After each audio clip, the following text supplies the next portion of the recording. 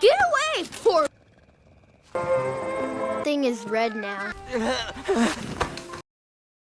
Movie की शुरुआत एक छोटे से लड़के से होती है जिसका नाम डिकी है, जो अपने ड्रीम प्राइवेट स्कूल में जा रहा है। उसके शूज मिट्टी से भरे हैं और उसका फेस भी थोड़ा गंदा दिखाई देता है। अब एक मेल टीचर मिस्टर काव उसकी ये हालत देखकर उसका रास्ता रोकता है, लेकिन तभी वहाँ पर एक खूबसूरत टीचर मिस येन आती है और वो उसको संभाल लेती है और बड़े प्यार से बात करती है। वो छोटा लड़का उसको बताता है कि कोई भी उसको गाइड नहीं करता जब से उसकी मम्मी की डेथ हुई है और उसके पापा कंस्ट्रक्शन साइट पर काम करते हैं। मिस येन धीरे से अपनी नीज डाउन करती है और उसके फेस को अच्छे से साफ करती है और उसको क्लास में भेज देती है। थोड़ी देर बाद क्लास शुरू हो जाती है और सभी स्टूडेंट से अपने एस्पिरेशन के बारे में पूछा जाता है।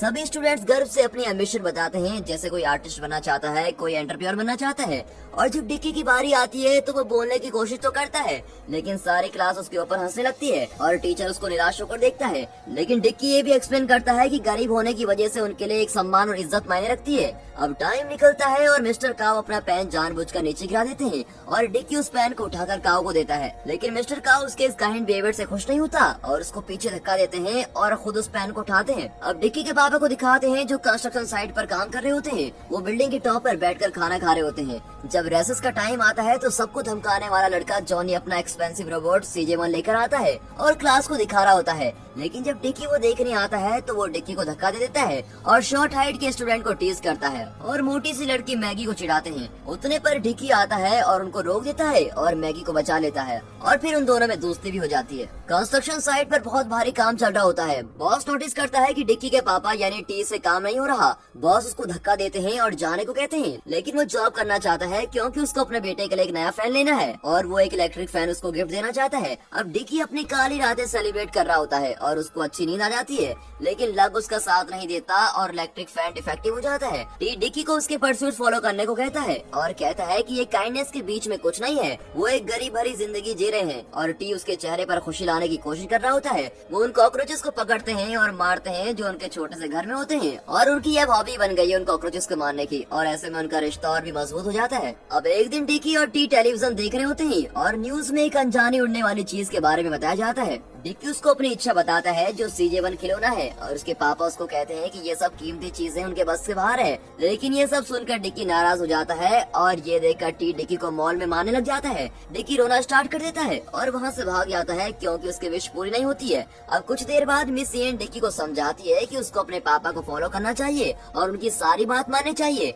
आधी रात में टी किसी अनजानी जगह जाता है और यहाँ पर टूटे हुए अप्लायंसेस फेंके जाते हैं। थोड़ी देर बाद वहाँ पर कोई चीज उठने लगती है, जैसे कुछ मिस्टीरियस सीन होने वाला हो। वो टेलीविजन देखता है और चौंक जाता है क्योंकि वो बाकी डिवाइसेस को भी ऑन कर रहा था कि वो डिवाइस उड़ने वाली है और उसको याद आता है कि वो इसको अपने बेटे को दे सकता है। वो अपने बेटे को ये दे देता है, लेकिन डिक्की को याद आ जाता है कि उसको मॉल में कितना शर्मिंदा होना पड़ा था। और थोड़ी देर बाद डिक्की इधर उधर घूमने लग जाता है और उसको ग्रीन कलर की बॉल दिखती है। अगले दिन डिक्की बहुत ही एक्साइटेड होकर अपनी फ्रेंड फैनी को दिखाता है। उसके बाद जॉन फिर से बुली करने लग जाता है और उन दोनों में इंटरफेयर करता है और उसकी चीजें चेक करने लग जाता है। जब डिक्की अपनी चीज के लिए फाइट करने की कोशिश करता है तो जॉनी विसल बजाता है और अपने बड़े से दोस्त जिसका नाम स्टॉर्म ड्रैगन है उसको बुला देता है और वो जानता है कि वो इतने बड़े लड़के से लड़ाई नहीं कर पाएगा, इसीलिए वो बहुत तेज है और स्माइल कर देता है और उससे अजीब तरीके से हैंडशेक करता है। लेकिन स्टॉर्म ड्रैगन उसका हाथ पकड़ता है और उसको पूरी फोर्स के साथ फेंक देता है। अब डिक्की के पापा उसके चेहरे पर पड़ी चोट के निशान देखते हैं और उसको डांटते हैं। उसकी फटी हुई यूनिफॉर्म देखकर उसको वार्निंग देता है कि अब वो किसी भी लड़ाई में शामिल नहीं होगा। जब उसके पापा उसको लड़ाई के बारे में पूछता है तो डिक्की अपने मिस्टीरियस टॉय को दिखाता है और थोड़ी देर बाद टॉय ट्रांसफॉर्म होने लग जाता है और डिक्की को लगता है कि वो भूत है जो रात के अंधेरे में ट्रांसफॉर्म हो रहा है।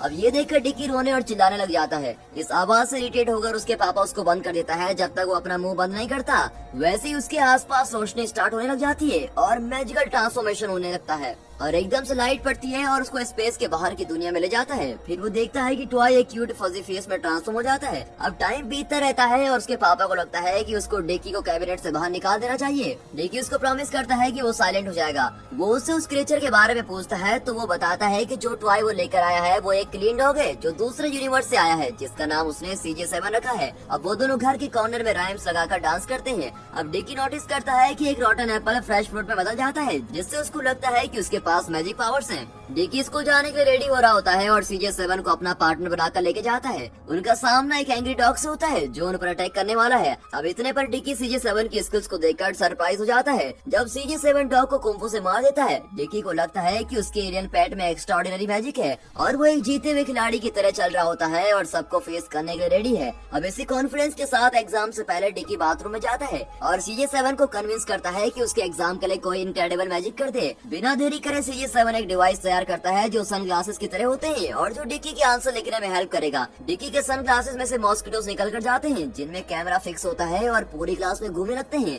जिससे डिकी को उसके क्लासमेट्स की आंसर शीट का पता लग जाएगा। अब अगले दिन सभी रिजल्ट का इंतजार कर रहे हैं और पहली बार डिकी अच्छे मार्क्स से पास हो जाता है। मिस्टर काउ डिकी से उसके ग्लासेस मांगता है जो उसका चेहरा जला देता है। फिजिकल एजुकेशन के पीरियड में डिकी CJ7 से कोई और मैजिक की विश करता है। CJ7 उसको स्नीकर्स देता है जिससे वो हाई जंप कर सके। टीचर स्टूडेंट्स को हाई जंप करने का मेथड बता रहा होता है और वहाँ से डिकी आकर हाई जंप लगाता है और सभी देखकर हैरान हो जाते हैं। इसके अलावा डिकी ट्रेडमिल भी तोड़ देता है और स्विमिंग भी बहुत ही तेज कर रहा होता है और वो अपने टीचर से लड़ाई करता है जबकि सारे उसको पकड़ने की कोशिश करते हैं, लेकिन वो अपने पावर से सबको हरा देता है। डिकी अपनी पावर्स को लेकर आसमान में उड़ रहा होता है जो उसे CJ7 से मिली थी और कुछ देर बाद पता चलता है कि ये सब तो एक सपना था। तभी CJ7 अपनी आंखें गहरी नींद से खोलता है। जल्दी डिकी CJ7 को देखता है, क्या पता उसकी वो ड्रीम सच हो जाए। अब बिना किसी हेजिटेशन के वो एक्साइटेड हो जाता है और स्कूल जाने के लिए निकल जाता है। अब सपने की तरह ही उसका और CJ7 का सामना एक एंग्री डॉग से होता है और सपने के बिल्कुल उल्टा CJ7 कोई भी सुपर नेचुरल पावर नहीं निकाल पाता और डॉग को डिफेंड नहीं कर पाता और उन दोनों को उसकी वजह से चोट और बॉडी में अलग अलग तरह के निशान पड़ जाते हैं। अब एग्जाम के लिए डिकी उससे विश करता है कि कोई सुपर नेचुरल पावर उसको दे दे, लेकिन वो यहाँ भी हार जाता है और उसको कुछ नहीं दे पाता और उसको कोई आंसर की डिवाइस नहीं देता, जिससे उसका टेस्ट भी बेकार चला जाता है और इसी वजह से बेचारा वो फेल भी हो जाता है। वो CJ7 को पनिश करता है। अब आगे की क्लास से पहले डिकी उससे स्नीकर्स मांगता है जैसे उसने ड्रीम में देखा था, लेकिन वहाँ फिर से कुछ नहीं होता और CJ7 उस पर बहुत सारी पॉप कर देता है, जिसकी वजह से डिक्की को पूरी क्लास के सामने शर्मिंदा होना पड़ता है। जब घर आने का टाइम आता है तो डिक्की डिसाइड करता है कि एलियन डॉग CJ7 को कचरे के डब्बे में फेंक देगा। अब कचरे के डब्बे से थोड़ी दूर निकलकर डिक्की को एकदम से रियलाइज होता है कि CJ7 ने उसको कोई प्रॉमिस नहीं किया, जो भी हुआ उसी की गलती है। उसने उससे उम्मीद लगाई थी और वो जल्दी से कचरे के डब्बे के पास भागता है, लेकिन कचरे वाला उसको वहाँ से ले गया होता है। डिक्की ये देखकर बहुत ही नाराज हो जाता है और रोने लग जाता है। डिक्की अपनी सारी गलती अपने पापा को बताता है, लेकिन एकदम से ही वो CJ7 को देखता है और उसको गले लगा लेता है। दूसरी तरफ उसके पापा हैरान हो जाते हैं कि ये टॉय कहाँ से आया और CJ7 कैसे काम करता है। वो उसको स्क्वीज करता है और उसकी बैटरी वगैरह चेक करता है। इसी बीच वो देखता है कि डिक्की को सोने में परेशानी हो रही है। डिक्की को गर्मी की वजह से नींद नहीं आ रही होती है। अब CJ7 अपनी पावर से मैग्नेटिक और इलेक्ट्रिक चीजें निकालता है और फैन को ठीक कर देता है और थोड़ी देर बाद वो चलने लगता है, लेकिन इतनी ज्यादा पावर निकालने के बाद CJ7 बहुत ही थक जाता है। सुबह सुबह डिक्की के पापा पूछते हैं कि ये फैन कैसे चलने लग गया। डिक्की और CJ7 जल्दी से स्कूल के लिए निकल जाते हैं और रास्ते में उनको बुली ग्रुप मिल जाता है जो जॉन लीड कर रहा होता है। वो कोशिश करते हैं कि एलियन क्रीचर को पकड़ ले। फाइनली जब जॉन CJ7 को पकड़ लेता है और उसको अपने टूल से डिस्ट्रॉय करने लग जाता है तो डिक्की अपनी फ्रेंडशिप के नाते उनसे फाइट करने लग जाता है। इतने पर जॉन का फॉलोवर स्टॉर्म ड्रैगन आता है और वैसे ही डिक्की की फ्रेंड मैगी उसको बचाने के लिए आ जाती है। अब वो दोनों बड़े बड़े लोग लड़ना स्टार्ट कर देते हैं, लेकिन लड़की जीत जाती है और डिक्की को देखती है तो वो ठीक है और ये सब मिस्टर काउ देखते हैं और उन सभी को पनिश करते हैं। CJ7 एकदम नजर आता है और अपने मास्टर डिक्की के पास चले जाता है और बुली सब इंटरेस्टेड होने लग जाते हैं जब वो CJ7 को इंसानों की तरह देखते हैं। जो कुछ भी हुआ होता है उससे एक न्यू बॉन्डिंग और फ्रेंडशिप स्टार्ट हो जाती है और यहाँ डिक्की के पापा गर्व से अपने सभी साथियों को बता रहा होता है कि उसके बेटे के एग्जाम में अच्छे नंबर आए हैं। हालांकि उसका बॉस इन सब पर बिलीव नहीं करता और उसको लगता है कि डिक्की बस 0 ही ला सकता है। अब ये सुनकर उन दोनों में लड़ाई हो जाती है और उसके पापा को नौकरी से निकाल दिया जाता है।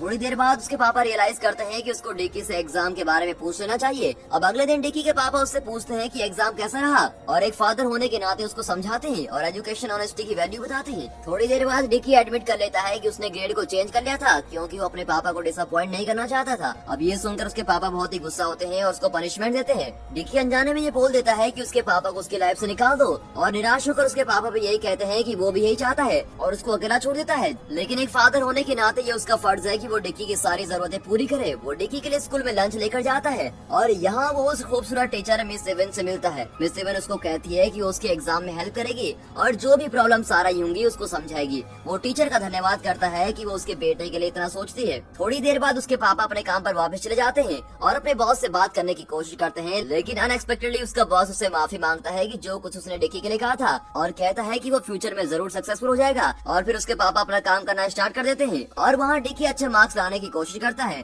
और 65 से ऊपर मार्क्स भी ले आता है। लेकिन तभी एक भयानक घटना होती है। जब उसके पापा काम कर रहे होते हैं, ऊपर से गैस का टैंक नीचे आकर गिरता है, जिससे उसके पापा जिंदगी और मौत के बीच झूल रहे होते हैं। बिना कुछ जाने की क्या हुआ है, डिकी हॉस्पिटल को घूर रहा होता है, जबकि हॉस्पिटल अथॉरिटी रो रही होती है। मिस इवन ये खबर लेकर आती है कि उसके पापा अब नहीं रहे, दोस्त को तोड़ कर रख देती है। वो ये समझ नहीं पाता कि उसकी टीचर उसके पापा की डेथ पर रो रही है, जबकि डेथ तो हो चुकी है, लेकिन CJ7 अपनी मैग्नेटिक पावर से उसको जिंदा करने की कोशिश करता है। एक दिन जब डिकी उठता है तो वो पास में अपने पापा को देखता है और बहुत ही पछतावे के साथ वो अपने पापा को गले लगा लेता है और उसको कहता है कि वो अपने रिलेशन को इम्पोर्टेंस देगा। इसी तरह CJ7 आता है और किसी को बचाने के लिए वो अपनी सारी पावर्स यूज कर लेता है और इसी वजह से वो अपनी सारी पावर्स खो देता है। डिकी और उसके पापा कुछ और तरीके आजमाते हैं जिससे CJ7 अपनी पावर्स को वापस पा सके। डिकी को उम्मीद होती है कि CJ7 फिर से चलने लग जाएगा और उसका रिश्ता फिर से शुरू हो जाएगा। अब क्लास टर्म के एंड में स्कूल में एक शांति भरा माहौल रहता है। स्टॉर्म टाइगर अपनी इच्छाएं मैगी को बताता है और जॉनी को फैनी अच्छी लगती है और डिकी के पापा मिस इवन की तारीफ करता है। इसी दौरान डिकी को ये उम्मीद है कि किसी दिन वो फिर से अपने फ्रेंड CJ की क्यूट आवाज को सुनेगा। वो देखता है कि आसमान से स्पेसशिप आता है, जिसको देखकर टुआई की आंख ब्लिंक करती है और वो वापस काम करना शुरू कर देता है और सामने से CJ7 की तरफ एक क्रिएचर आता है। दरअसल मूवी के एंड में बहुत सारे CJ7 होते हैं जो अपने चंचल दोस्तों के लिए अर्थ पर हमला कर देते हैं और यहाँ पर ये मूवी खत्म होती है।